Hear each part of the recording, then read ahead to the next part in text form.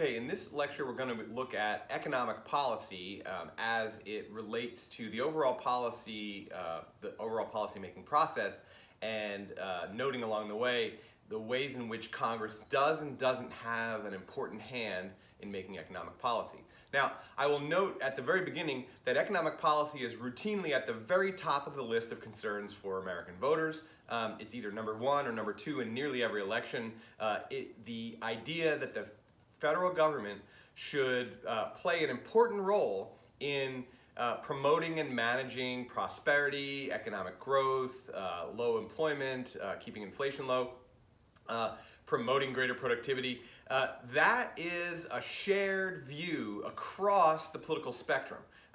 It's both parties' platforms have an emphasis on promoting economic growth and promoting a healthy economy. Now, the two parties have different economic philosophies, different economic ideologies, different policies that they prefer in order to accomplish this goal, and so there's a lot of clash. But what there isn't is a disagreement about the importance of economic policy. Now, that's not true for all areas of policy.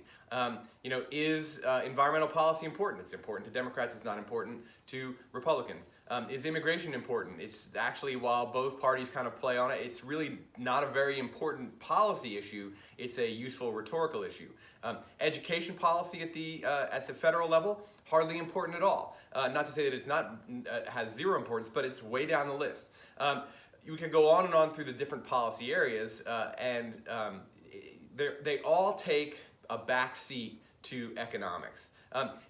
Healthcare has been close to the top of the list. National security, the war on terrorism has been close to the top of the list in recent decades.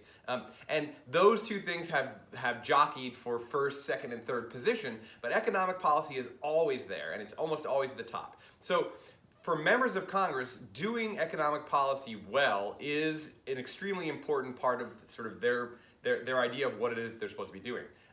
That said, most economic policy doesn't happen in Congress, and I want to talk about today different kinds of economic policy and where and how it's done. In the final lecture for this module, I'm going to talk about the outsourcing of economic policy making to the executive branch. I'll gesture to that lecture a few times today as I talk about ways in which Congress doesn't have an important role in economic policy. And I'll develop the theme of why that is. Why has there been this transfer of policymaking power from the legislative branch to the executive branch in the final lecture of this module. Let me just go through and point out that economic policy occurs in three different domains: fiscal policy, monetary policy, and regulatory policy. And I want to move through each of those and explain their importance to the overall economy, how they work, and what kinds of policy mechanisms or tools are available in general, and then what are held in the hands of Congress. First economic policy, is fiscal policy. And of the three domains of economic policy making, this is the only one that the government has to do. This is a form of economic policy making that the federal government has been doing since day one, because a government cannot function without taxing and spending. That's what fiscal policy is. It's taxation and spending. And they're separate, right? And they are done with separate bills, and even though they are linked together as fiscal policy, what the government brings in and what the government sends out. You personally have a fiscal policy. It's your income versus your expenditures. Anybody who's participating in the monetary economy has a fiscal policy action, right? You may not sit down and say, what's my fiscal policy? Though if you're saying, I want to save $10,000 a year for retirement, that's a fiscal policy. If you're saying I'm going to go into debt to go to college in order to be able to enhance my earnings in the future, that's also a fiscal policy. We do this either explicitly or implicitly just by people who live in the monetary economy. The government, every government, does fiscal policy because you can't have a government without taxation of some kind, even if it's based purely on user fees, or import tariffs, or things that aren't the familiar sales tax, income tax, gas tax, excise taxes of various kinds. There's going to be some kind of extraction of money from the economy. That's what taxation is. And the reason why there has to be is because governments, to exist, they have to spend money. They can't function on voluntary action alone. So this is the only domain that is voluntary, and for most of American history, not the vast majority anymore, but for about the first half of American history, this is the only kind of economic policy that was done explicitly. There was the occasional dabbling in monetary policy, and that fizzled out and was very controversial, and there was very little regulatory policy. Fiscal policy is built in to the nature of governance. Now, this is the area of policy that Congress has the complete control over. Taxation is set entirely by congressional statute. The executive branch does not have the power to set tax levels. Now, the executive branch does have an important role in taxation, which is collecting revenue, so there's some discretion about how tax policy is implemented, but it is fundamentally and completely held in the hands of Congress. Much to the chagrin of many presidents who run on campaigns saying, I'm going to raise taxes, I'm going to cut taxes, no president can raise or cut taxes without seeking a majority in both houses of Congress for the tax policy they want to implement. Spending, of course, is also completely in the hands of Congress.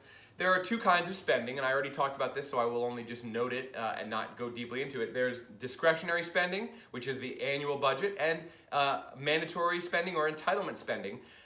Both kinds are authorized by statutes differently, right? Entitlement or mandatory spending is authorized by an underlying statute that creates an expenditure program that runs on its own momentum until it's changed. And it's an entitlement because if you fit the criteria that have been laid down by the authorizing statute, you are entitled to receive that form of economic benefit. And Congress has, through discretionary spending, an annual hand in making fiscal policy. Now, spending is also a type of, as I've indicated in previous lectures, it's a type of, an avenue of influencing policy outcomes across a broad range of areas. If you put more money into social welfare programs, you're doing more social welfare policy. If you cut funding for educational programs, if you cut funding for the IRS, if you cut funding for the Securities and Exchange Commission, for the Federal Trade Commission, you are essentially undercutting the underlying statutory rules that agency is charged with enforcing. And so spending is both economic policy, because when the government spends a lot of money, that goes into the macroeconomy and juices the economy. When the government cuts its spending, as one of the biggest participants in the national economy, that cuts down on aggregate demand and slows economic growth and even could potentially lead to a recession. So government spending is a big part, because the government is such a major player in the economy, is a really huge part of overall economic management. And then spending policy also has its tendrils in every other area of policy via policy enforcement. This is the only area where Congress retains complete control over economic policy. In both of these other areas, policy has either been completely or largely outsourced to the executive branch. So let me move over. Monetary policy. I have two asterisks here, and the note here is executive power. The reason why I have two asterisks here is because Congress has functionally zero input into monetary policy, and theoretically only the tiniest shred of input into monetary policy. And here's why. Monetary policy, which is the control over the size of the money supply and the underlying interest rates that are based on the size and speed of flow of the money supply, are controlled by the Federal Reserve system. And the Federal Reserve is an executive agency which actually is not directly under control of the president. It's one of the many independent agencies.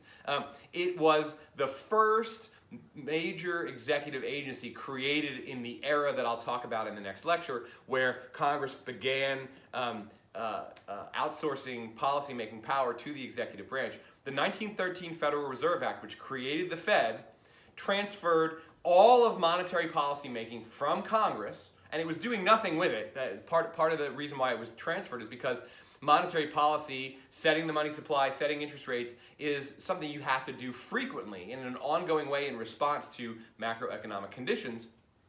Congress doesn't work that way. I mean, it's very status quo oriented, and even when it's not fully bogged down in gridlock, it's a slow-moving policy-making institution. There's no way to change that, even if we got rid of partisan gridlock, and even if we smoothed the policy-making process in the normal legislative process to speed it up, it's still not going to be fast. Monetary policy needs to be made to manage the economy effectively, needs to be made really in a month-by-month, or at worst quarter-by-quarter, and sometimes week-by-week type of way. And so in 1913, Congress, recognizing that monetary policy was important and that it was undoable by the legislative branch, created the Fed, empowered the Fed, interestingly also created a very complex system of internal checks and balances so that the Fed wouldn't become essentially this out-of-control powerful entity that couldn't be stopped and could end up being corrupt, or could result in minority tyranny. That is a subject for a different class in this, because this is a class about Congress and its institutional arrangement and processes, not the executive branch and the Fed. But the Congress did, when they transferred this power to the Fed, made sure that it wasn't going to just be creating this new Frankenstein's monster that could just do whatever the hell it wanted without any kind of restrictions. The effect of fiscal policy on the economy is pretty straightforward, right? When you tax, you extract money out of the economy. And so the kind of taxation that you do impacts economic activity. If you tax sales, that's going to dampen sales. If you have an excise tax on a particular commodity like cigarettes or gasoline or luxury boats, that's going to dampen demand for those particular commodities. Or you could have excise taxes on services, it would dampen demand for those particular services. When you tax people's income, you take money out of their pocket so that they no longer can choose what to do with all of their money. Every type of taxation choice impacts a type of economic activity, or in the case of income tax or sales tax, general economic activity. And so more taxation means there's less choice happening in the private sector. More choice happening because that money is being diverted into spending, more choice happening in the public sector. And so what that means is that money is being taken out of the economy, but then it's put back into the economy. But when it's put back in a way that is as a result of decisions that are made publicly as opposed to privately. So obviously very important. Monetary policy has an underlying impact on all economic activity. Monetary policy specifically affects the flow of money. Now, it directly affects the banking and financial sector, but because the banking and financial sectors are essentially the blood of economic activity, right? It's the circulatory system of economic activity. What directly affects the financial industry and the banking industry affects everything else. Now, just to give one quick example, because I don't want to go too deeply into monetary policy, because it's not in the hands of Congress, and so it's really not part of this course, but I want to show you what Congress has given up and why. When interest rates are high, it's expensive to borrow money. And when it's expensive to borrow money, many types of investment are not going to be made, right? Let's say I have an idea for a new business and I don't have the money to start it, so I go to a bank and I'm going to borrow the money. If I feel like my business plan shows me that I could make a 7 or 8% profit margin off of this particular kind of business, which is actually pretty high, but let's just say that I have a pretty innovative idea, and there it is. If the interest rate for borrowing money is 8 or 9% and my expected return is 7 or 8%, I would actually be going into the hole by having a relatively lucrative business, because a 7 or 8% return on investment is pretty good for a startup. So I'm not going to borrow money. If interest rates drop down to 4 or 5%, and certainly if they drop down to 1 or 2%, then it's going to make sense for me to borrow that money. And so when interest rates are high, there's less investment. If you're a giant corporation and you want to, say, build another $100 million factory to increase your output and maybe modernize your manufacturing, and so you can increase productivity as well as output, to borrow that $100 million, the large corporation is going to be very clear about what its expected return and what the interest rates are. And so at every level, from small startups to large corporate expansions to chains, or to franchises getting more national from regional, all of these ways, interest rates are very much key to investment. Higher interest rates, less investment. Slows economic growth. Low interest rates, lots of investment, speeds economic growth. At a consumer level, interest rates make it possible or create obstacles for people to do big things like most importantly, purchasing a home, right? When mortgage rates are high, many people are priced out of home ownership and they end up having to be renters, which is actually more expensive in the long run to be a renter your entire life than it is to be a homeowner. But the barrier to entry into home owning is that you have to have either a down payment or you have to qualify for a loan that gives you the down payment, and you have to be able to make the mortgage payment. When mortgage rates are 7, 8, 9%, it's very expensive and very difficult for many average consumer or average workers to afford to get a mortgage. When mortgage rates go down to 3, 4, and 1 and 2%, like they are right now, then actually they're in the high 2s, which is historically low. Then it becomes possible for far more people to own homes. When you own a home, you are generating over time greater wealth. You have greater disposable income over time. Often a mortgage initially is going to be more expensive than renting, but you're basically paying yourself as opposed to paying your landlord. And so homeowners will end up having more disposable income. They will also be able to give more inherited wealth to their children and to their ancestors. This is one of the reasons why excluding minorities from the mortgage industry for so long through redlining and through restrictive mortgage practices was not just problematic for that moment, but it curtailed the possibility of African Americans particularly generating generational wealth, so that the children's children are middle class, upper middle class from poorer parents. Among white people, now middle class white people, a lot of them had working class or impoverished parents who could, buy a home, save up, and then own that home at the end of a certain amount of time. So interest rates are really important for short-term investment purposes, stimulating or slowing it, as well as for long-term generational wealth and people rising into the middle class. And lots of other things besides. For example, if your credit card is keyed to most credit cards are keyed to underlying federal interest rates. If you have credit card debt and interest rates go up, more of your extra income has to go to interest payments and less to paying down your credit card debt, and that means you have less disposable income once you've serviced all of that debt. When interest rates drop, it makes more sense to actually carry credit card debt, or it's less problematic to carry credit card debt than it would be if interest rates were high. So monetary policy, and this is why the Fed was created, is monetary policy is extraordinarily important for healthy, sustainable economic growth. And Congress knew that it just couldn't do that kind of policy, so it's completely outsourced. Now, the way in which Congress does have control over monetary policy is the way it has control over everything that the executive branch does, is that through an either amended or new statute, Congress can change anything that it wants that it has created. So the mandate of the Federal Reserve can be transformed.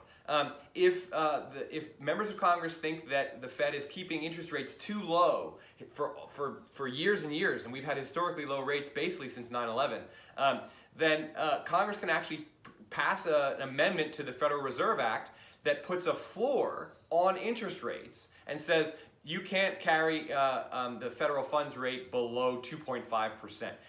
At current, it's 0%, right? Because that's the natural limit for interest rates. Though actually, positive interest rates, I won't get into that. But there's a thing about positive interest rates that's a legitimate, though very weird, form of monetary policy. But Congress could always do that. Congress could abolish the Fed. I mean, there are conspiracy theorists who think the Fed runs the world, and it's a conspiracy of bankers, and we should get rid of the Fed. That's crazy talk. But if conspiracy theories took hold in Congress, which sadly they're doing, and hopefully won't get much more than a toehold, but Congress would say, we don't like what the Fed's doing. We think monetary policy is an unnecessary intrusion in the marketplace. Let's just let it, we'll go back to the gold standard and just let it flow. We're getting rid of the Federal Reserve. Any executive agency that's been created, its underlying powers and enforcement mechanisms can be changed or abolished by Congress at any time. So that's the way in which Congress actually does have control over monetary policy, but all it really can do is either allow the Fed to do its thing, meddle with it at a level of setting benchmark rates, or abolish it altogether. There's not a whole lot of subtlety to what Congress can do. And so for 108 years now, the Federal Reserve has done its own thing with the occasional amendments to the Federal Reserve Act by Congress to sort of tweak what it is that the Fed can and can't do. So monetary policy, fully outsourced. always, every outsourcing of policy can always be taken back by Congress. But the status quo orientation of Congress makes that very unlikely. Our third area of policy is regulatory policy. And you'll see I have a single asterisk here instead of a double asterisk. And that's because regulatory policy really is shared between the executive branch and the legislative branch for a number of different reasons. But I'll just first note that regulatory policy operates through restrictions on what economic entities can do. Right? You're a company, you're not allowed to put sawdust in your bread, right? This is kind of a very dorky and classic example of food purity laws, but that was actually had to be made into a law, believe it or not, a little over 100 years ago. It was a radical and revolutionary act to say to food producers, you can't put sawdust in bread. That's a restriction on certain kinds of economic activity that are just not allowed or that are curtailed, right? You can only have, 1,000 bug legs per 1,000 pounds of sausage, for example. There are weird regulations that don't outright ban things, but restrict it. So every time you eat a hot dog, there's some minute percentage of bug parts in it, and I hope that doesn't gross anybody out. But if you already eat hot dogs, you really if you don't know that there's bug parts in it, you should know that so you can make a more informed decision. There are restrictions across the domain, the complete domain of economic activity. Nearly every industry has some set of regulations that apply to it. Now, this has been growing for roughly a little over a century since the first food purity acts were passed in the early 20th century as part of the progressive era. That has been growing. And of course, this is one of the conflicts in economic policy between Democrats and Republicans. Republicans want fewer regulations. They don't like how intrusive the government is in the private sector of economic decision-making across the board. And Democrats don't have a problem with it. They, of course, don't want useless regulations, but they don't think there's anything fundamentally wrong with a relatively strong, heavy-handed influence of the federal government in every domain of economic activity. But we do have a vast regulatory regime that's been building up over the course of a century plus, and it's comprised of many, many restrictions. The other impact of regulatory policy on the economy are compliance costs. When you have to comply with a regulation, you have to pay to change your production. Or the way you deal with your workers, right? Minimum wage law is a regulation that says, okay, if you're going to have workers, you have to pay them a certain amount of money.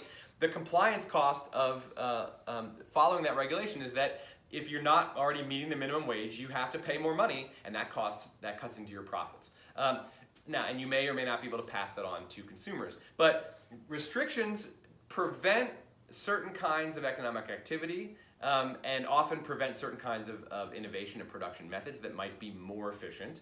And compliance costs siphon money away from profits, and profits are what are used to pay shareholders, which is a form of income that circulates back into the economy, and profit is also reinvested.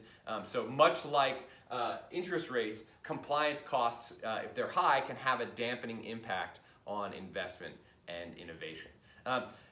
Regulatory policy is mostly in the hands of the executive branch in this sense. There are numerous executive agencies, both within the departments that are directly controlled by the president in a hierarchical fashion, and by independent executive agencies like the Environmental Protection Agency and the Federal Trade Commission and the Securities and Exchange Commission. Though both sets of executive agencies have enforcement powers and also have the ability to make specific regulations. So what there are underlying statutory regimes. So for example, the Environmental Protection Agency has a number, I think it's something like 20 underlying statutes. The Clean Air Act, the Clean Water Act, the Endangered Species Act. I honestly don't know what all of the underlying acts are for the EPA, but there are a lot of them. The EPA basically is charged with enforcing those acts. So that's a standard legislative-executive relationship. The legislature passes a statute that creates a law, a requirement, a restriction, a program, whatever it happens to be, and the executive branch agency is charged with implementing that policy program or enforcing that particular law or restriction.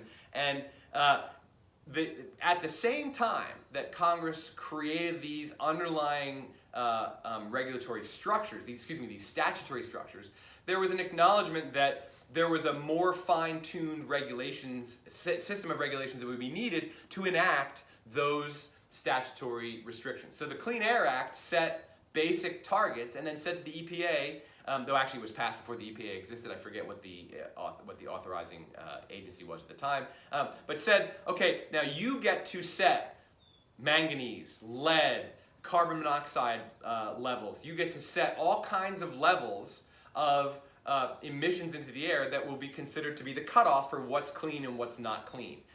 And there are certain kinds of restrictions for how this is done, and of course there are administrative requirements for writing a regulation, publishing it in the Federal Register, having a public comment period. So there are restrictions on the regulation making power, but that power to actually set law, right? There are statutes that are passed by Congress, regulations that are created by executive agencies. Both of them are binding as laws in the exact same way on those of us who live in the country. So there's no functional difference between them, but the difference is where they come from. Do they come directly from Congress, or do they come from an executive agency via an authorizing statute? The idea of giving regulation making power to the executive branch, not just regulation enforcing power, but regulation making power, is that, again, Congress doesn't have the relevant expertise and doesn't necessarily have the time to make and update regulations in a timely fashion. Industries change quickly. There's often a level of expertise that happens. The more areas of policy that the federal government is taking up, the more that divides Congress's time, and there are only 535 members of Congress, and so there is a natural limit to how much policy can actually be made. So there's a shared regulatory power here. Now, regulatory power has a really big impact, just like these other two areas, and it's actually where a lot of policy battles are fought.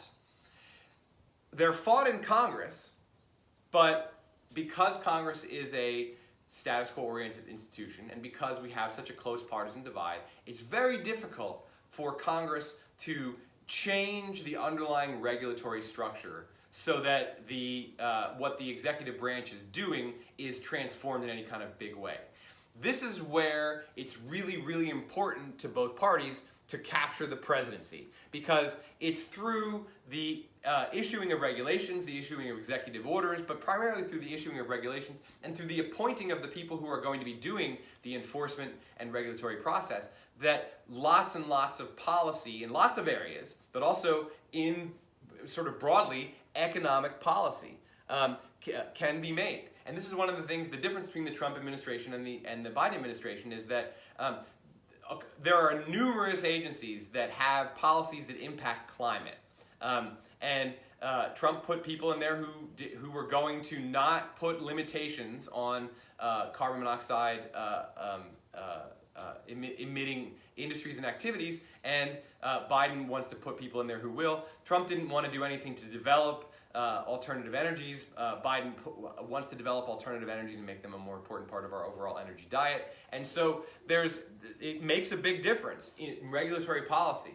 Monetary policy is largely immunized from presidential control. The president gets to appoint a few of the people, and of course the top person, the chair of the Federal Reserve. But because of the intricate checks and balances system, the Fed really moves on its own momentum, and it really is a very technocratic organization. The people who are running the Fed are concerned about monetary policy and how it impacts inflation, economic growth, unemployment. They're sort of laser focused on that, as it's sort of a weird cultish thing, but in the best positive way, where it's like they actually are it's a meritocracy and they really are economic experts. So these three different domains have a different politics to them. Presidential politics plays the biggest role in regulatory policy.